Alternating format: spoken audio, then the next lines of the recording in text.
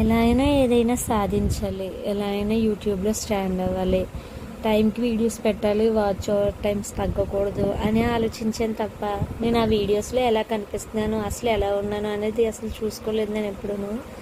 ఎందుకంటే నేను ఈ ఇద్దరు పిల్లలతో వీడియోస్ తీసి అవి పెట్టడానికి టైం చూసుకున్నాను, టైం తప్పకుండా పెట్టాలనుకున్నాను తప్ప ఆ టైంలో నేను ఎలా ఉన్నాను అనేది కూడా చూసుకోలేదు.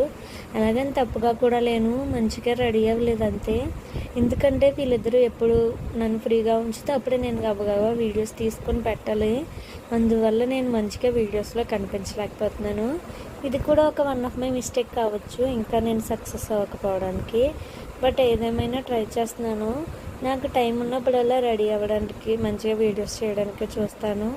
ఒకప్పుడు కేవలం వీడియోస్కి రెడీ అవ్వడానికి మాత్రమే టైం ఇచ్చే నేను ఇప్పుడు ఆ టైంని అసలు నేను కోల్పోయాను కొన్ని రోజుల నుంచి. దానికి కారణం